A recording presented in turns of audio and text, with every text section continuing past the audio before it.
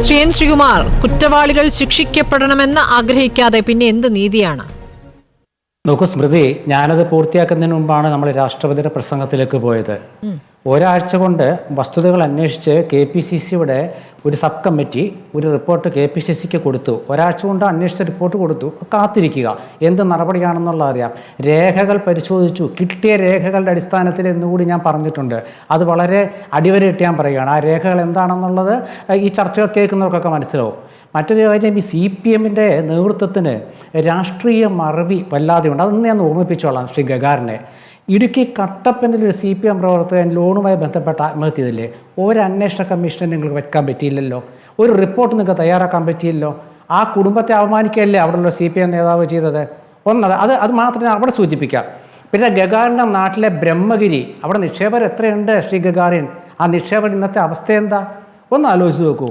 കരുവന്നൂര് ഏതെങ്കിലും ഒരു CPM നേതാവ് ആ വീട്ടിൽ പോയോ? അതിനുള്ള ധൈര്യമുണ്ടായോ?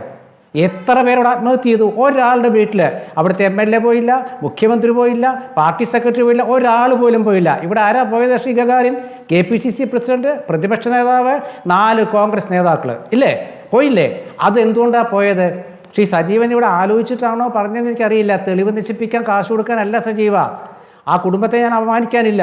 അവർക്ക് അവരുടെ കാര്യങ്ങൾ അറിയാനാണ് പോയത്. അവരാണ് പറഞ്ഞത് ഞങ്ങളെ പിതാവിൻ്റെ വാത്സല്യത്തോട് കോൺഗ്രസ് നേതാക്കൾ പെരുമാറിയെന്ന്. ഇനി അഥവാ അവരുടെ ബാധ്യത ഏറ്റെടുക്കണ്ടെന്നാണോ നിങ്ങൾ പറയുന്നത്? അവർക്ക് ബാധ്യത ഏറ്റെടുക്കണ്ടേ? അപ്പം അവരുടെ ബാധ്യത ഏറ്റെടുത്ത് അവരുടെ പണം കൊടുത്താൽ അത് കാശ് കൊടുത്ത് തെളിവ് നശിപ്പിക്കലാവുമോ? എന്തൊക്കെയാണ് വിളിച്ചു പറയുന്നത്? ഏതെങ്കിലും CPM പ്രാഥമികമായി തന്നെ പുറത്തേക്ക് വന്ന പേരുകൾ എവിടെയും സൂചിപ്പിക്കാതെ ഒരു റിപ്പോർട്ട് എങ്ങനെയാണ് പാർട്ടി തയ്യാറാക്കുക? അപ്പോൾ അതിൽ ആത്മാർത്ഥത എത്രത്തോളം ഉണ്ട് ശ്രീ എൻ ശ്രീകുമാർ? നോക്കൂ, രേഖകൾ ഞാൻ പറഞ്ഞ സ്മൃതി മറക്കരുത്. അവിടുത്തെ ഒരു കമ്മിറ്റിയുടെ റിപ്പോർട്ട് കൊടുത്തിട്ട് ഇന്നലെയോ മിനിഞ്ഞാന്നോ കൊടുത്തിട്ടുള്ളത്. അത് കൊടുത്തിട്ട് KPCC അത് ചർച്ച ചെയ്തിട്ട് അതിൽ നടപടി വരുന്നത് നമ്മൾ കാത്തിരിക്കുന്നത്. ഇവിടെ ശ്രീ പെരിയാർ ബാലകൃഷ്ണൻ പറഞ്ഞല്ലോ,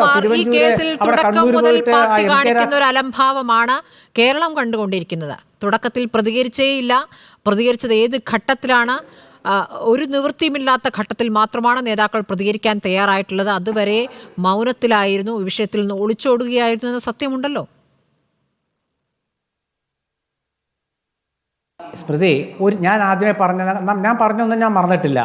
അവിടുത്തെ പ്രാദേശിക നേതൃത്വത്തിനൊരു വീഴ്ച വന്നതുകൊണ്ട് KPCCയെ യഥാസമയം അറിയിച്ചില്ലെന്നൊരു വാചകം ഞാൻ പറഞ്ഞു. അത് KPCC പ്രസിഡന്റ് പിന്നീട് അത് ശരിവെച്ചത് ഞാൻ പറഞ്ഞു. അതിനുശേഷം പെട്ടെന്ന് തന്നെ സബ് കമ്മിറ്റി ഉണ്ടാക്കി പ്രമുഖ നേതാക്കളാണ് പോയത്. അച്ചടക്ക സമിതി ചെയർമാൻ, വർക്കിംഗ് പ്രസിഡന്റ്, അതുപോലെ മറ്റ് KPCC ഭാരവാഹികളൊക്കെയാണ് പോയത്. അവർ പോയിട്ട് അന്വേഷിച്ച കാര്യമാണ് ഞാൻ ഈ പറഞ്ഞത്. പിന്നെ അത് മാത്രമല്ല, ഞാൻ പറയട്ടെ, ഈ എല്ലാ കാര്യങ്ങളും നമ്മൾ ചർച്ച ചെയ്യേണ്ടത്. CPM നേതാവ് ശ്രീ ഗഗാറിനോട് പറയുന്നത് കൊണ്ട് അവരൊക്കെ വളരെ സത്യസന്ധരായി. അദ്ദേഹം പറഞ്ഞു. അതൊക്കെ ഓർമ്മിപ്പിക്കാൻ ഈ അവസരം ശ്രീ ഗഗാറിന് തന്നതിന് നന്ദിയുണ്ട്. അത് ഇടുക്കിയിലത്തെ മാത്രമേ എടുക്കൂ. എന്ത് റിപ്പോർട്ട് കൊടുത്തു നിങ്ങൾ? അവിടെ ഏതെങ്കിലും റിപ്പോർട്ട് കൊടുത്തോ? കരുവന്നൂർ നിങ്ങൾ അന്വേഷിച്ചോ?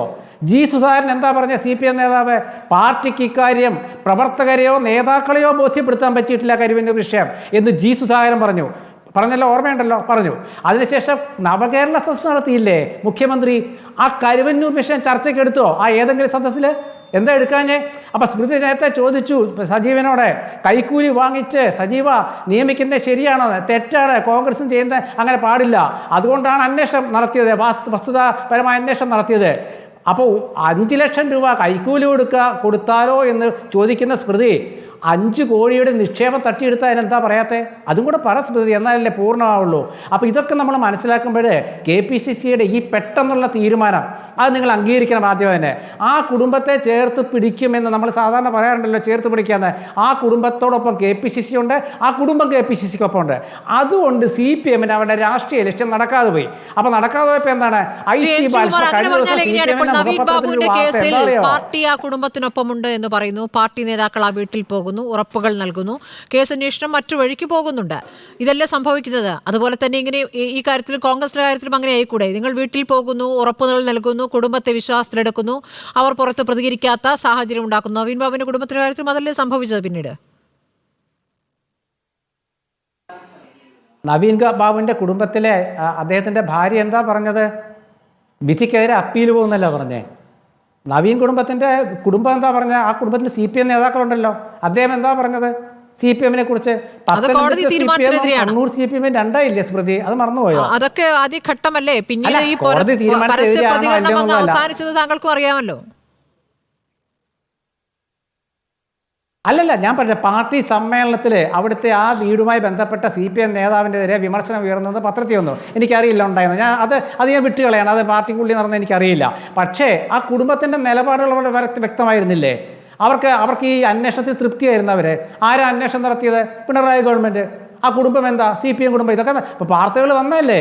ADM-ൻ്റെ കുടുംബത്തിൻ്റെ ഒപ്പം നിൽക്കുക, അപ്പുറത്ത് കണ്ണൂരിലെ CPM-ൻ്റെ ആ ബന്ധപ്പെട്ട പ്രതിസ്ഥാനത്തുള്ള നേതാവിൻ്റെ ഒപ്പം നിൽക്കുക, എന്നിട്ട് അവരെ കൊണ്ട് ജയിലിലൊക്കെ പോവുക, അവരുടെ ഒപ്പമാണ് പാർട്ടി എന്ന് പറയുക, ഇപ്പുറത്ത് ഞങ്ങൾ ഇവിടെ ഒപ്പം എന്ന് പറയുക. ആ നയം എന്തായാലും കോൺഗ്രസ് സ്വീകരിക്കില്ല. കോൺഗ്രസ് അവിടെ പോയിട്ട് അവരെ കണ്ട് സംസാരിച്ച് ആ കുടുംബമാണ് പറഞ്ഞത്. KPCC നേതാക്കൾ പറയുന്നത് നിങ്ങൾ വിശ്വാസത്തിൽ എടുക്കണ്ട. ആ കുടുംബം KPCC പ്രസിഡന്റ് വീട്ടിൽ കയറി ഇരുന്നല്ലോ. ആരെങ്കിലും അദ്ദേഹത്തോടെ എന്തെങ്കിലും അപമര്യാദയെ പെരുമാറിയോ? ആ കുടുംബത്തിൻ്റെ അതാ പറഞ്ഞ ആ കുടുംബം പറഞ്ഞാൽ മാത്രമേ ഞാൻ പറയുന്നുള്ളൂ. ഞങ്ങളെ വാത്സല്യത്തോടെ പെരുമാറിയതൊരു കുടുംബം പറഞ്ഞാൽ അതിനും വലിയ നിയമമൊന്നും ഈ നാട്ടിലില്ല. ഒന്നാമത്തെ കാര്യം. മറ്റൊരു കാര്യം, ഞാൻ ഈ കട്ടപ്പന പറഞ്ഞ അതുകൊണ്ടാണ്. എവിടെ എത്തി കട്ടപ്പന? ഒരു കമ്മിറ്റി വെക്കാൻ എന്തുകൊണ്ടാണ് CPM-ന് കഴിയാതിരുന്നത്? അതിൽ പ്രതികരിക്കാം.